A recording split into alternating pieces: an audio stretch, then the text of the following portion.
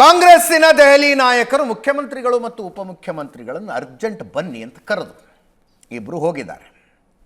ಇವತ್ತು ಬೆಳಗ್ಗೆ ಹೋದರು ಮತ್ತು ರಾತ್ರಿ ಅಷ್ಟೊತ್ತಿಗೆ ವಾಪಸ್ ಬರ್ತಾರೆ. ಯಾಕೆ ಅರ್ಜೆಂಟ್ ಕರೆದ್ರು ಅಂತ ಯೋಚನೆ ಮಾಡಿದಾಗ ನೆನ್ನೆ ಗಂಭೀರವಾಗಿ ಚರ್ಚೆ ಆದದ್ದು ಮೊದಲನೇ ವಿಷಯ ಕಾಲ್ತುಳಿತದ ಬಗ್ಗೆ ಸ್ಪಷ್ಟೀಕರಣ ತೆಗೆದುಕೊಳ್ಳೋದಕ್ಕೆ ಅಂತ.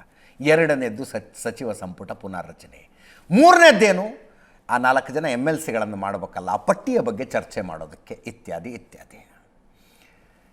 ಅತ್ಯಂತ ಕಡಿಮೆ ಚರ್ಚೆಯಾಗಿದ್ದು ಅಥವಾ ಚರ್ಚೆ ಆಗದೇ ಇರೋದಂದ್ರೂ ಪರವಾಗಿಲ್ಲ ಜಾತಿ ಗಣತಿಯ ವಿಷಯ. ಅನೇಕ ದಿನಗಳಿಂದ ಒಂಥರ ಸೈಡ್ಲೈನ್ಗೆ ಹೋದಂಗಾಗಿತ್ತು ಈ ಸಬ್ಜೆಕ್ಟು. ಹಿಂದುಳಿದ ವರ್ಗಗಳ ಆಯೋಗಕ್ಕೆ ಸಿದ್ದರಾಮಯ್ಯನವರು ಮೊದಲನೇ ಟರ್ಮಿನ ಮುಖ್ಯಮಂತ್ರಿ ಆಗಿದ್ದಾಗ 160-170 ಕೋಟಿ ರೂಪಾಯಿಗಳನ್ನು ಕೊಟ್ಟು ಕರ್ನಾಟಕದಲ್ಲಿ ಯಾವ್ಯಾವ ಜಾತಿಯವರು ಎಷ್ಟೆಷ್ಟು ಜನ ಇದ್ದಾರೆ, ಅವರವರ ಆರ್ಥಿಕ ಸ್ಥಿತಿ ಏನೇನು, ಸಾಮಾಜಿಕ ಸ್ಥಿತಿ ಏನೇನು, ಶೈಕ್ಷಣಿಕ ಸ್ಥಿತಿ ಏನೇನು ಅನ್ನೋದನ್ನು ಸರ್ವೆ ಮಾಡ್ಕೊಂಡು ಬನ್ನಿ ಅಂತ ಕಳಿಸಿದ್ರು. ಸರ್ವೆ ಮಾಡ್ಕೊಂಬಂದು ಕೊಟ್ಟಿದ್ರು ಅವರು. ಅವಾಗಲೇ ಸಿದ್ದರಾಮಯ್ಯನವರು ಮುಖ್ಯಮಂತ್ರಿ ಆಗಿರುವಾಗಲೇ, ಮೊದಲನೇ ಟರ್ಮಿನ ಮುಖ್ಯಮಂತ್ರಿ ಆಗಿರುವಾಗಲೇ ಕೊಟ್ಟಿದ್ದರು. ಕಾರಣಗಳಿಗೆ ಹೋಗೋದು ಬೇಡ, ಅದನ್ನ ಹಾಗೆ ಪಕ್ಕಕ್ಕಿಟ್ಟಿದ್ರು. ಆಮೇಲೆ ಕುಮಾರಸ್ವಾಮಿಯವರಾದರು, ಯಡಿಯೂರಪ್ಪನವರು ಮುಖ್ಯಮಂತ್ರಿ ಆದರು, ಬೊಮ್ಮಾಯಿಯವರು ಮುಖ್ಯಮಂತ್ರಿ ಆದರು. ಅವರು ಇದಕ್ಕೂ ತಮಗೂ ಸಂಬಂಧ ಇಲ್ಲ ಅನ್ನೋ ಹಂಗೆ ದೂರ ಇದ್ದರು. ಸಿದ್ದರಾಮಯ್ಯನವರು ಮತ್ತೆ ಮುಖ್ಯಮಂತ್ರಿ ಆಗಿ 2 ವರ್ಷ ಕಳೆದ ನಂತರ ಅದೊಂದು ಸಮೀಕ್ಷೆ ಇತ್ತಲ್ಲ, ಏನಾಯಿತು ಅಂತ ತಲೆ ಕೆಡಿಸ್ಕೊಂಡ್ರು.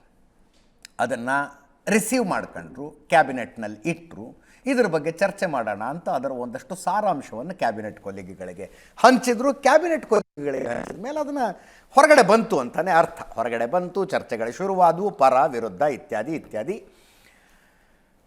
ಪ್ರಬಲ ಸಮುದಾಯಗಳ ಪ್ರಬಲ ವಿರೋಧ ಅದಕ್ಕೆ. ಲಿಂಗಾಯತರು ಮತ್ತು ಒಕ್ಕಲಿಗರು. ಲಿಂಗಾಯತ ಒಕ್ಕಲಿಗ ನಾಯಕರು ಇದನ್ನು ತಿರಸ್ಕರಿಸಿ ಅಂತ ಹೇಳೋದಿಲ್ಲ, ಇದನ್ನು ಬೇಡ ಬಿಟ್ಟಾಕ್ರಿ ಅನ್ನೋದಿಲ್ಲ. ಅವ್ರು ಹೇಳೋದೇನು, 10 ವರ್ಷಗಳ ಹಿಂದಿನ ಸರ್ವೆ ಇವತ್ತಿಗೆ ಹೆಂಗೆ ರಿಲೆವೆಂಟ್? ಅದು ಇವತ್ತಿಗೆ ರೆಲೆವೆಂಟ್ ಅಲ್ಲ. ಎಷ್ಟು ಜನರ ಮನೆಗೆ ಬಂದಿದ್ದಾರೆ? ನಮ್ಮ ಮನೆಗೂ ಬಂದಿಲ್ಲ, ಅವ್ರ ಮನೆಗೆ ಬಂದಿಲ್ಲ, ಅವ್ರ ಮನೆಗೂ ಬಂದಿಲ್ಲ. ವೈಜ್ಞಾನಿಕವಾಗಿ ಇದು ನಡೆದೇ ಇಲ್ಲ. ಎಲ್ಲೋ ಊರಿಗೆ ಹೋಗಿ ಅರಳಿಕಟ್ಟೆ ಮೇಲೆ ಕೂತ್ಕೊಂಡು ಬರ್ಕೊಂಡು ಬಂದಿದ್ದಾರೆ. ಆದ್ದರಿಂದ ನಮ್ಮ ಜಾತಿ ಸಂಖ್ಯೆ ಕಡಿಮೆ ಆಗಿದೆ, ಇನ್ನೊಂದು ಜಾತಿ ಸಂಖ್ಯೆ ಜಾಸ್ತಿ ಮಾಡಿದ್ದೀರಿ, ಹಂಗೆ ಮಾಡಿದ್ದೀರಿ, ಹಿಂಗೆ ಮಾಡಿದ್ದೀರಿ ಅಂತ. ಆ ವಿಷಯದಲ್ಲಿ ಜನಾಭಿಪ್ರಾಯ ಡಿವೈಡ್ ಆಗಿತ್ತು.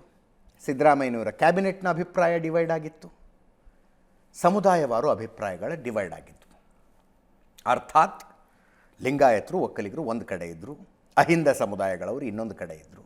ಅಹಿಂದ ಸಮುದಾಯಗಳವರು ಈ ನಂಬರ್ ಪರ್ಫೆಕ್ಟ್ ಇದೆ. ಹಿಂದುಳಿದ ವರ್ಗಗಳ ಆಯೋಗ ಏನೇನು ಶಿಫಾರಸು ಮಾಡಿದೆಯಲ್ಲ ಅವುಗಳನ್ನೆಲ್ಲ ಸಿದ್ದರಾಮಯ್ಯನವರು ಜಾರಿಗೊಳಿಸಬೇಕು ಅಂತ. ಒಕ್ಕಲಿಗರು ಮತ್ತು ಲಿಂಗಾಯತರು ಇಲ್ಲ ಇನ್ನೊಂದು ಸಲ ಜಾತಿ ಗಣತಿ ಆಗಲಿ ಅಂತಿದ್ರು. ಈ 2 ಅಭಿಪ್ರಾಯಗಳ ಪೈಕಿ ಸಿದ್ದರಾಮಯ್ಯನವರು ಯಾವ ಅಭಿಪ್ರಾಯದ ಪರವಾಗಿ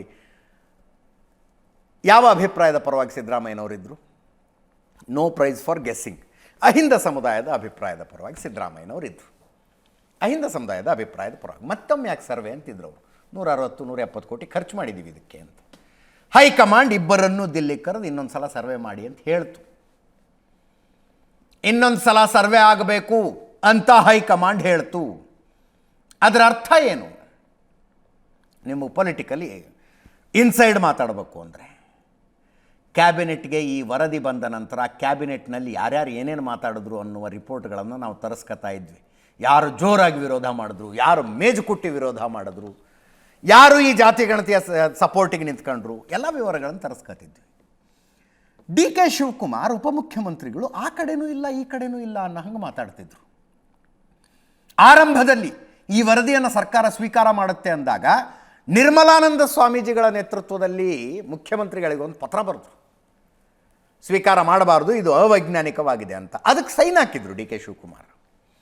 ಅದಾದ ಮೇಲೆ ಈ ಉಳಿದ ಲಿಂಗಾಯತ ಒಕ್ಕಲಿಗ ನಾಯಕರ ರೀತಿಯಲ್ಲಿ ಕಾಲು ಉರ್ಕೊಂಡು ನಿಂತು ಅದು ಹೆಂಗ್ರಿ ರಿಸೀವ್ ಮಾಡ್ತೀರಿ, ನಾನು ನೋಡೇ ಬಿಡ್ತೀನಿ ಅಂತಿರಲಿಲ್ಲ ಅವರು.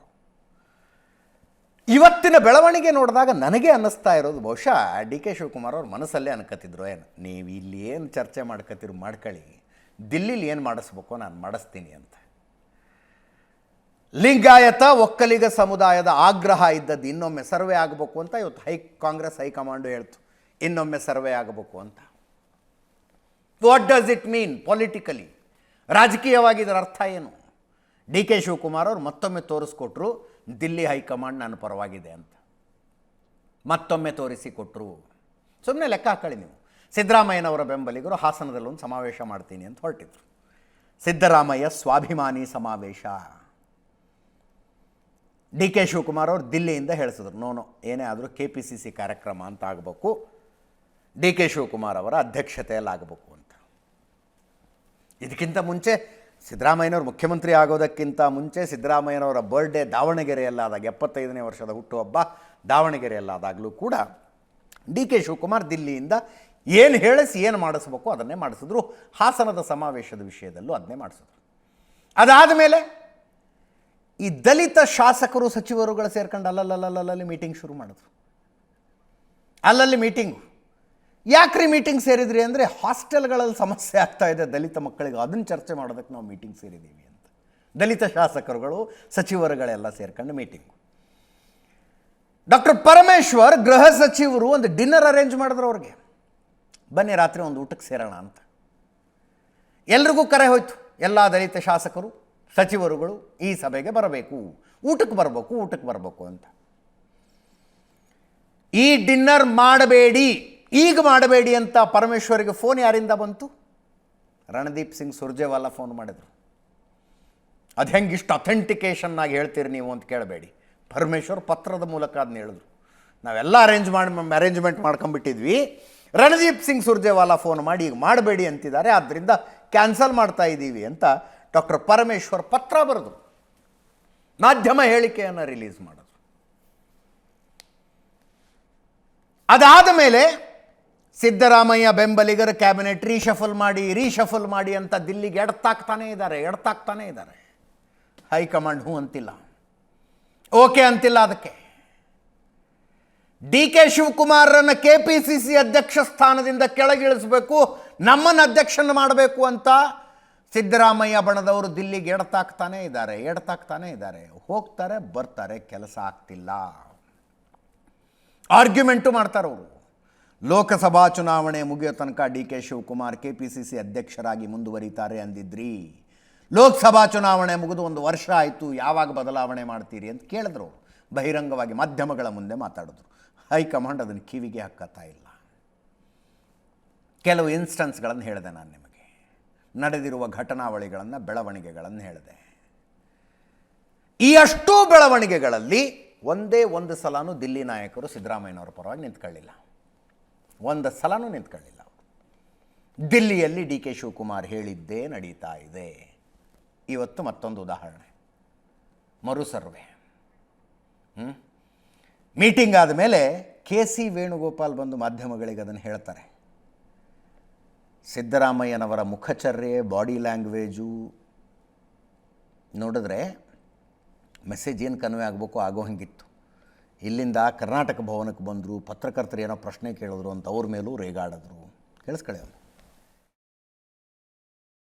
Relating to the caste census which Karnataka government going to be discussed on 12th special cabinet. In caste census issue, Congress party is thinking that whatever Karnataka government has done on caste census, that has to be agreed in principle. But there are some apprehension from some section of the communities and people about the counting of the caste census. Since the caste census was done by the Karnataka government 10 years before, the data has been little bit old. Therefore, we are suggested to the Chief Minister, Congress party suggested to the Chief Minister, do a re-enumeration process within stipulated time, like 60 days, 70 days, 80 days, whatever Chief Minister and government is thinking, do a re-enumeration on these numbers. This is what we decided on caste census. ಜಾತಿ ಗಣತಿ ಬಗ್ಗೆ ಚರ್ಚೆ ಆಯಿತು. ಕೆಲವರು ಸಂಘ ಸಂಸ್ಥೆಗಳು ಮತ್ತು ಕೆಲವು ಜಾತಿ ಮುಖಂಡರುಗಳು, ಮಠಾಧೀಶರುಗಳು ಮತ್ತು ಕೆಲವು ಮಂತ್ರಿಗಳು ಕೂಡ ಜಾತಿ ಗಣತಿ ಬಗ್ಗೆ ಅಪಸ್ವರ ಎತ್ತಿರ್ತಕ್ಕಂಥದ್ದನ್ನು ಪ್ರಸ್ತಾಪ ಆಯಿತು. ಅದರ ಬಗ್ಗೆ ಡೀಟೇಲ್ ಡಿಸ್ಕಷನ್ ಆಯಿತು. ಬಿಕಾಸ್ ಅದು ಹಳೆಯದಾಗಿರೋದ್ರಿಂದ 2015-16 10 ವರ್ಷ ಆಗ್ಬಿಟ್ಟಿದೆ. ಅದಕ್ಕೋಸ್ಕರ ಎನ್ಯುಮರೇಷನ್ ಆಗಬೇಕು ಮತ್ತೆ ಹೊಸದಾಗಿ ಅಂತಕ್ಕಂಥದ್ದು ಅವರ ಅಭಿಪ್ರಾಯ. ಅದಕ್ಕೆ ನಾವು ಕೂಡ ಒಪ್ಕೊಂಡಿದ್ದೀವಿ. ಜಾತಿ ಗಣತಿ ರಿಪೋರ್ಟನ್ನು in principle it is accepted. ಆದರೆ ಹೊಸದಾಗಿ ಹಳೆ 2015-16ರಲ್ಲಿ ಎನ್ಯುಮರೇಷನ್ ಆಗಿರೋದ್ರಿಂದ ಹೊಸ ಎನ್ಯುಮರೇಷನ್ ಆಗಬೇಕು ಅಂತಕ್ಕಂಥದ್ದು ಅವರ ಅಭಿಪ್ರಾಯ. ನಾವು ಏನು 12ನೇ ತಾರೀಕು ನಡೆಯುವಂಥ ಸಂಪುಟದ ಸಭೆ ಮುಂಚಿತವಾಗಿ ಅನೇಕ ಮಂತ್ರಿಗಳನ್ನ ಕರೆದು ಮಾತಾಡಬೇಕು ಅಂತೇಳಿ ಒಂದು ದಿನಾಂಕ ಕೂಡ ನಿಗದಿ ಮಾಡಬೇಕು ಅಂತ ಇತ್ತು. ಆದರೆ ಇವತ್ತು ನಮ್ಮಿಬ್ಬರನ್ನೇ ಕರೆಸಿ ಕೆಲವು ಸಂಘಟನೆಗಳಿಂದ ಕೆಲವು ಸಮಾಜದಿಂದ ಅಪಸ್ವರ ಬಂದಿರೋದ್ರಿಂದ ನ್ಯಾಯಬದ್ಧವಾಗಿ ಎಲ್ಲರಿಗೂ ಕೂಡ ಒಂದು ಅವಕಾಶವನ್ನು ಕಲ್ಪಿಸಿಕೊಡ್ಬೇಕು ಅಂತ ಹೇಳಿ ನಮಗೆ ಮಾರ್ಗದರ್ಶನವನ್ನು ಕೊಟ್ಟಿದ್ದಾರೆ. ಏನು ಪ್ರತಿ ಮನೆಗೂ ಕೂಡ